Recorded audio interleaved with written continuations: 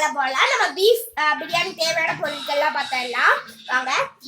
அவிச்சு வச்ச பீஃப் இல்ல மஞ்சள் தூள் போட்டு கழுவி அவிச்சு வச்சிருக்கோம். இஞ்சி பூண்டு பேஸ்ட், ஆனியன், ரைஸ் வந்து தண்ணியில இருந்து 2 கிளாஸ் தண்ணி ஊற்றி ஊற வச்சிருக்கோம். தயிர், தக்காளி, புதினா மல்லி, பச்சை மிளகாய், எலுமிச்சம்பழம் சாறு.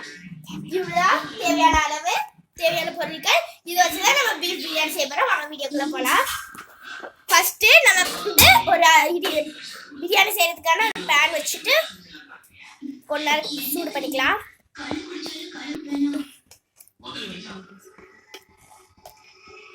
சூடாயிட்டு இப்போ நம்ம 1 டேபிள் ஸ்பூன் நெய் ஆட் பண்ணிக்கலாம். நல்லா பியூரான நெய், பார்க்கணும் தெரியும் சூப்பரா இருக்குன்னு. இப்போ தேவையான அளவுக்கு ஆயில் ஊற்றிக்கலாம்.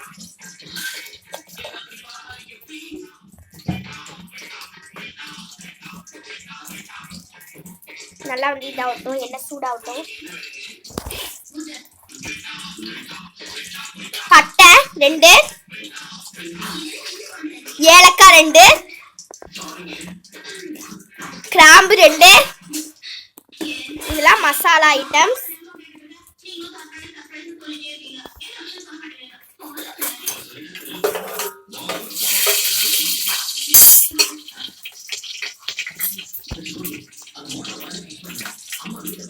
நம்ம வெட்டி வச்ச வெங்காயத்தை ஆட் பண்ணிக்கலாம்.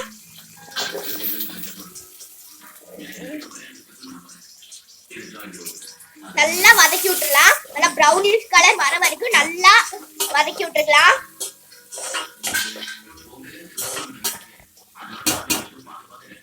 அது நல்லா ப்ரௌனிஷ் கலருக்கு வரட்டும்.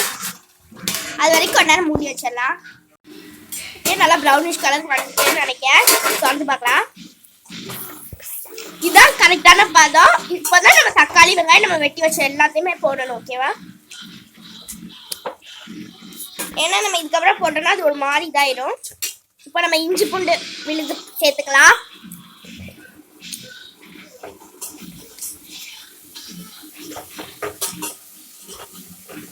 நல்லா வந்து மிக்ஸ் பண்ணிக்கலாம். நல்லா இஞ்சி பூண்டும் வெங்காயமும் நல்லா மிக்ஸ் ஆகிற அளவுக்கு நல்லா ஆட் பண்ணி இது பண்ணிக்கலாம், மிக்ஸ் பண்ணிக்கலாம்.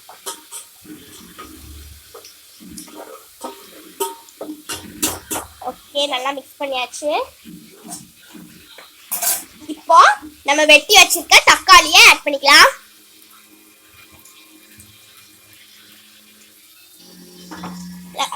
வெட்டி வச்ச தக்காளி ஆட் பண்ணிட்டோம். இப்போ நான் இதையும் மிக்ஸ் பண்ணிக்கலாம். வெங்காயம் நம்ம வந்து ஏற்கனவே போட்டோம்ல, வெங்காயம் இஞ்சி பூண்டு இதோட மிக்ஸ் பண்ணிக்கலாம். தக்காளியை நல்லா மிக்ஸ் பண்ணணும்.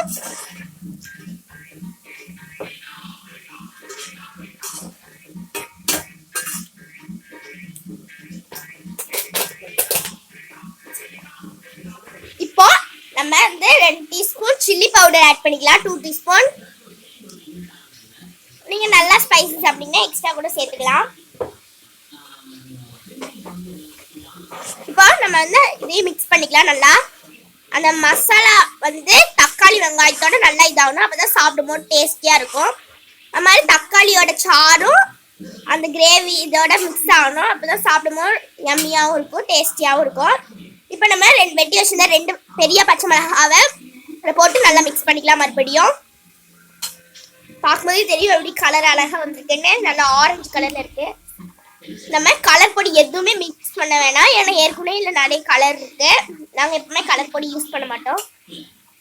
இப்போ தேவையான அளவுக்கு சால்ட்.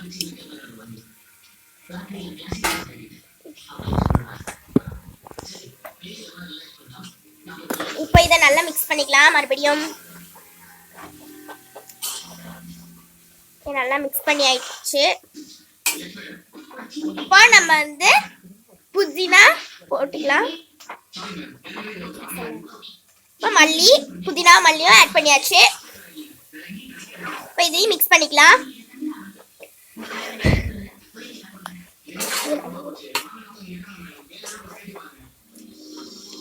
நல்லா மிக்ஸ் பண்ணியாச்சு. இப்போ நம்ம மஞ்சள் போட்டு வேக வச்ச பீஃபை இதில் ஆட் பண்ணிக்கலாம். நல்லா மிக்ஸ் பண்ணிக்கலாம். இதை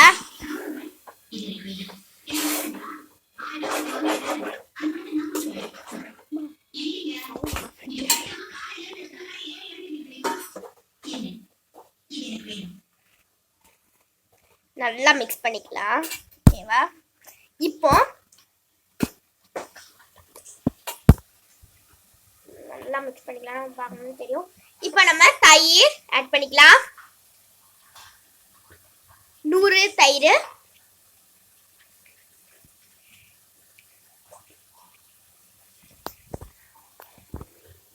இப்போ நம்ம மிக்ஸ் பண்ணிக்கலாம் நல்லா.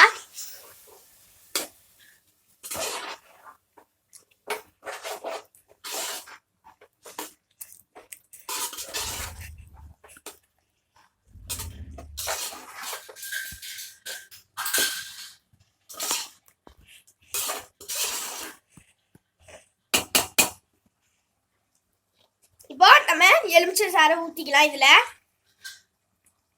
எலுமிச்சை கொட்டை இல்லாமல் ஊற்றிக்கணும். இப்போ நல்லா இதை மிக்ஸ் பண்ணிக்கலாம். நல்லா எலுமிச்சை சாறு எல்லா இதுவுமே போகணும். இப்போ நம்ம மூடி போட்டு வேக வச்சிடலாம்.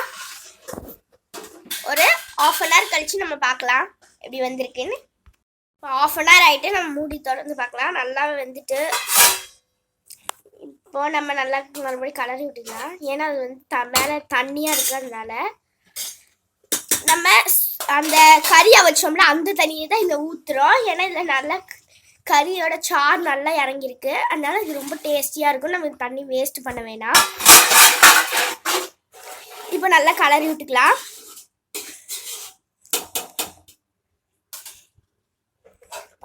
இப்போ அந்த தண்ணி கொதிக்கிற வரைக்கும் நம்ம மறுபடியும் மூடி போட்டு மூடிடலாம்.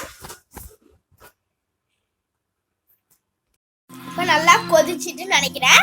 நம்ம அரிசியை போட்டுடலாம். கொதிச்சிருச்சுன்னா நம்ம தண்ணி வடிச்சிடலாம். ஓகேவா? அரிசி தண்ணியை நல்லா கொதிச்சிருச்சு தண்ணி. இப்போ நம்ம அலசி வச்ச அரிசியை போட்டுக்கலாம்.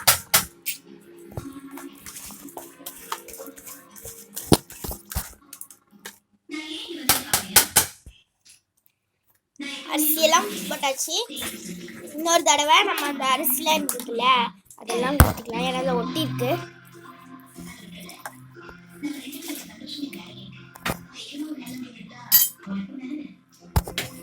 இப்போ நல்லா கலரி விட்டுக்கலாம்.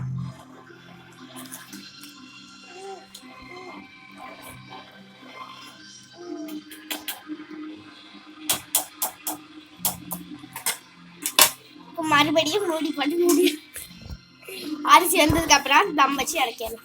இன்னும் நம்ம மூடி போட்டுடலாம். மூடி போட்டு 1/2 மணி நேரம் கழிச்சு எடுக்கலாம். இப்போ சாப்பாடு வெந்துட்டா நம்ம பார்க்கலாம் திறந்து. ஓகேவா? திறந்து பார்க்கலாம் சாப்பாடு வெந்துட்டான்னு.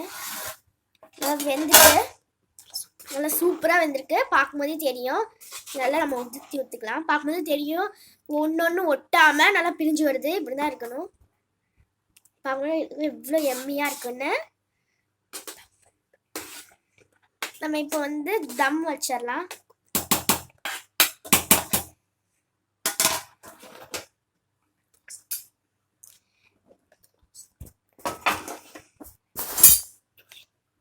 தோசைகள் தான் நம்ம கீழே வைக்கிறோம்.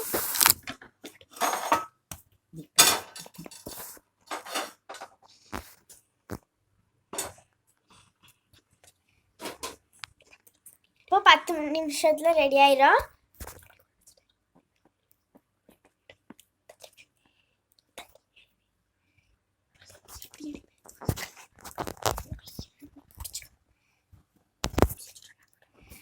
இப்போ தம் போட்டு 10 நிமிஷம் ஆகிட்டு இப்போ ஓப்பன் பண்ணிடலாம். ஓகே? நல்லா தண்ணிலாம் இல்லை. இப்போ நம்ம நெய் 1 டீஸ்பூன் மேலே ஊற்றிக்கலாம். லைட்டாக போட்டு இன்னும் டேஸ்ட்டாக இருக்கும் சாப்பிடும்போது. ஓகே, இந்த வீடியோ பிடிச்சிருந்தா லைக் பண்ணுங்கள், ஷேர் பண்ணி கமெண்ட் பண்ண மறக்காமல் 5 ஸ்டார் யூடியூப் சேனல் சப்ஸ்கிரைப் பண்ண மறந்துடாதீங்க. பக்கத்தில் பெல் பட்டன் கிளிக் பண்ணி. ஓகே, பாய். நெக்ஸ்ட் வீடியோவில் சந்திக்கிறேன்.